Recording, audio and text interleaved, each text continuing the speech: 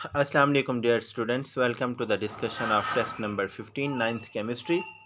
The first MCQs is the concept of orbit was used by J.J. Thomson, Rutherford, Bohr, Planck.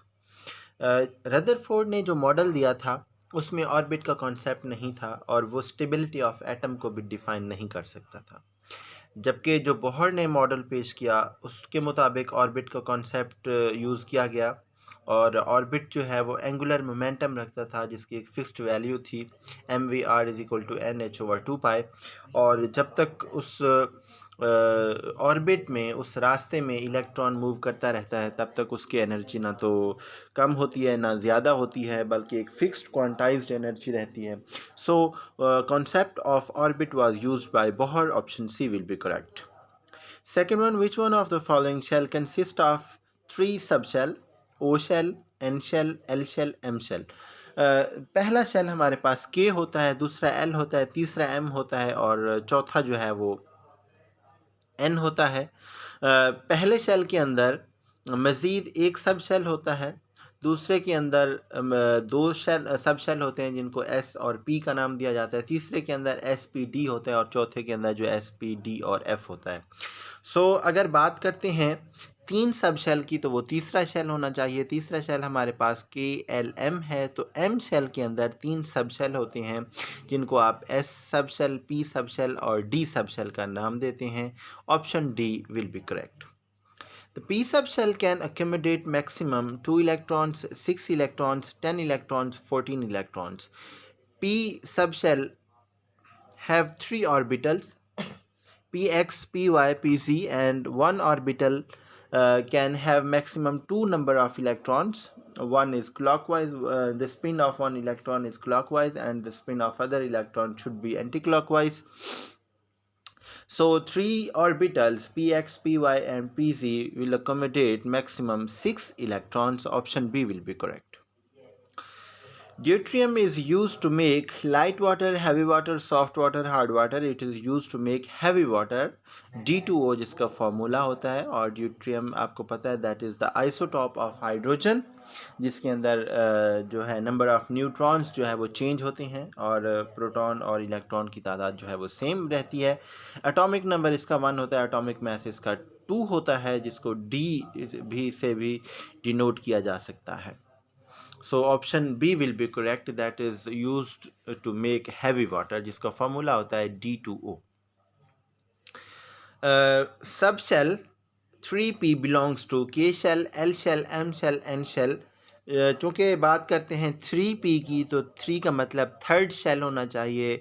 Counting कीजिए, पहला shell हमारे पास K shell होता है, दूसरा M shell, दूसरा L होता है और तीसरा जो है वो M होता है।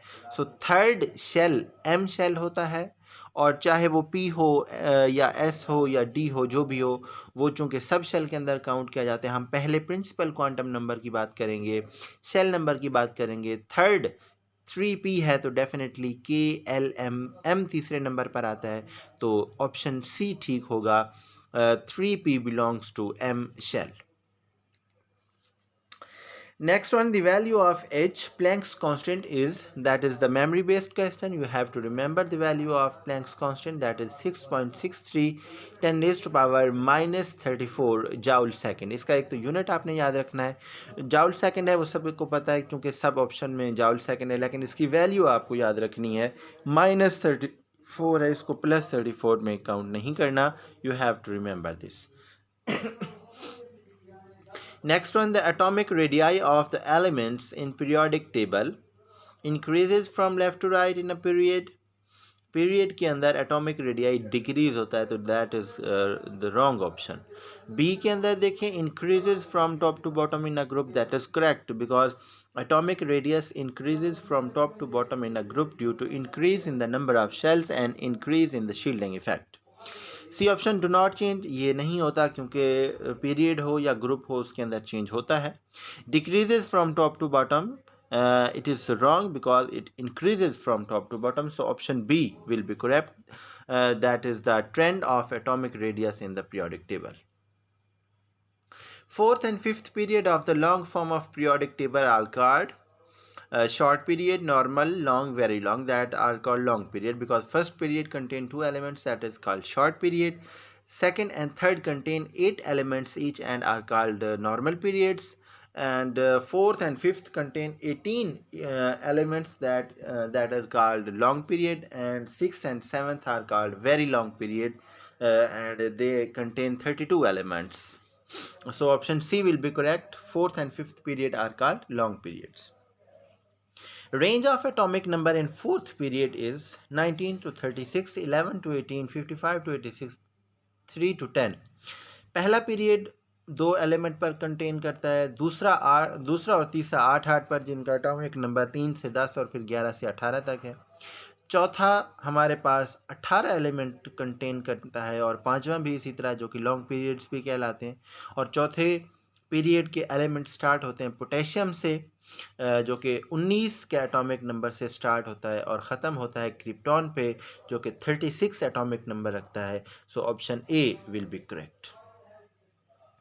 Elements of the same dash shows same properties. एक पीरियड के अंदर हमेशा प्रॉपर्टीज़ चेंज होती हैं, जबकि एक ग्रुप के अंदर तमाम एलिमेंट्स की इलेक्ट्रॉनिक कन्फिगरेशन एक जैसी होने की वजह से उनकी प्रॉपर्टीज़ भी जो है वो सेम होती हैं।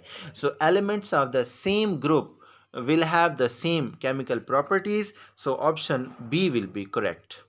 The reason is the electronic configuration, because all the elements in the same group will have same electronic configuration, so their properties will be similar. Ionization energy of sodium is, that is also memory based question. You have to remember this example, that is very important. एक तो ionisation energy के साथ example के तौर पर लिख सकते हैं, दूसरा MCQs के तौर पर पूछा जा सकता है, जो कि 496 किलो जूल पर मोल है। अब साइन इसके साथ पॉजिटिव आना चाहिए या नेगेटिव आना चाहिए। पॉजिटिव साइन इसलिए लगाते हैं क्योंकि जब हम सिस्टम को एनर्जी प्रोवाइड कर रहे होते हैं, एंडोथर्मिक रिएक्शन होता है, तो उस वक्त का जो रिएक्शन होता है आप उसको नाम देते हैं एंडोथर्मिक रिएक्शन। और आयोनाइजेशन एनर्जी के लिए भी हम एनर्जी प्रोवाइड करते हैं, इसलिए साइन पॉजिटिव आएगा। Option A will be correct. Which pair has both members from the same period of the periodic table? एक ही पीरियड से कौन से मेंबर हैं? सोडियम एंड कैल्शियम एक नहीं है, क्योंकि सोडियम और पीरियड से है, कैल्शियम और पीरियड से है। सोडियम एंड क्लोरीन ये सेम पीरियड से हैं, थर्ड पीरियड से बिलोंग करते हैं सोडियम भी और क्लोरीन भी। सोडियम का एटॉमिक नंबर 11 होता है, क्लोरीन का एटॉमिक नंबर 17 होता है। दोनों की सिमिलैरिटी चीज़ ये है कि दोनों एक ही पीरियड से बिलोंग करते हैं। आगे कैल्शियम और क्लोरीन, अगेन क्लोरीन जो है वो थर्ड पीरियड से है, कैल्शियम नीचे चौथे पीरियड से है। क्लोरीन और ब्रोमीन ये एक ग्रुप से तो हैं लेकिन एक पीरियड से नहीं है, जबकि सवाल के अंदर ये पूछा गया है कि कौन से 2 एलिमेंट हैं जो एक ही पीरियड से बिलोंग करते हैं, तो सोडियम और क्लोरीन है। Option B will be correct. Short answers की तरफ चलते हैं। How is the periodicity of properties dependent upon the number of proton in an atom? Number of proton basically क्या होता है? एटॉमिक नंबर होता है। और periodicity of the properties depend upon the atomic number of the element, जो कि modern periodic table की definition भी है। जैसे जैसे नंबर ऑफ प्रोटॉन्स चेंज होते जाते हैं, वैसे वैसे प्रॉपर्टीज ऑफ एलिमेंट्स भी चेंज होती जाती हैं। और number of protons change from top to bottom और left to right in a periodic table, the properties of the elements also change. जैसे जैसे नंबर ऑफ प्रोटॉन्स चेंज होते हैं, वैसे वैसे प्रॉपर्टीज भी चेंज होती रहती हैं। Why and how elements are arrange in fourth period?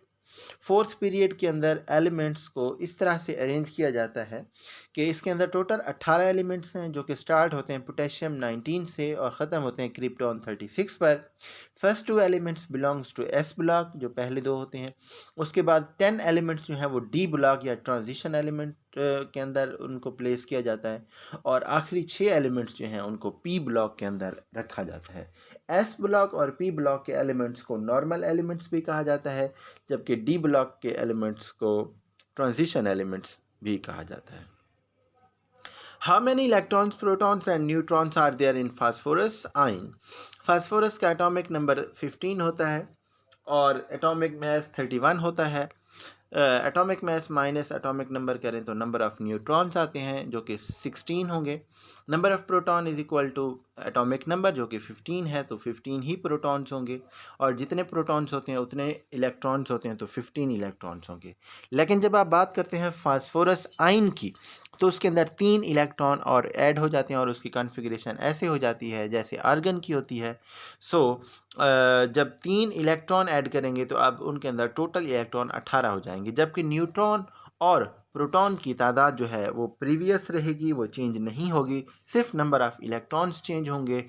तो यहाँ पर आप कैलकुलेट कर सकते हैं 18 नंबर ऑफ़ इलेक्ट्रॉन होंगे, 15 प्रोटॉन होंगे और 16 न्यूट्रॉन होंगे। Write down the electronic configuration of aluminium ion. How many electrons are present in its outermost shell? Aluminium plus 3 का मतलब यह है कि एल्यूमिनियम का एटॉमिक नंबर 13 होता है, उसमें से 3 इलेक्ट्रॉन आपने रिमूव करा दिए, बाकी उसके अंदर 10 इलेक्ट्रॉन रहते हैं जो कि नियॉन की कन्फिग्रेशन की तरह उसकी जो है कन्फिग्रेशन हो जाती है 1s2 2s2 2 पे 6। के शेल के अंदर 2 इलेक्ट्रॉन आएंगे, एल के अंदर 8 इलेक्ट्रॉन आएंगे, तो हमारे पास जो कंप्लीट इसकी इलेक्ट्रॉनिक कन्फिग्रेशन हो जाएगी, और इसके वैलेंस शेल के अंदर 8 इलेक्ट्रॉन होंगे। How was it prove that atomic nuclei are positively charge? आपने रदरफोर्ड का मॉडल पढ़ा है बड़ी डिटेल के साथ, जब उसने अल्फ़ा पार्टिकल्स को बम्बार्ड करवाया था, जो उसके पास गोल्ड फॉयल था, टकराने के बाद अल्फ़ा पार्टिकल का वापस आना बहुत बड़ा मुआजिज़ा था कि ऐसे एक अनहोनी बात थी, और उसकी वजह यह थी कि न्यूक्लियस से टकराने के बाद वो एक 20,000 में से चंद एक पार्टिकल जो है वो वापस आए थे, क्योंकि न्यूक्लियस का साइज़ जो है वो बहुत स्मॉल होता है as compare to the size of the atom. So चूँकि न्यूक्लियाई पर भी पॉजिटिव चार्ज था अल्फ़ा पार्टिकल पर, और न्यूक्लियस पर भी पॉजिटिव चार्ज था, इसलिए दोनों ने एक दूसरे को रिपेल किया।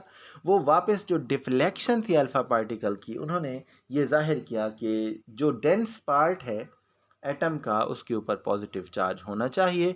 वहाँ से रदरफोर्ड के मॉडल से ये बात अखज़ की गई थी कि जो एटम का न्यूक्लियस होता है उसके ऊपर चार्ज पॉजिटिव होता है।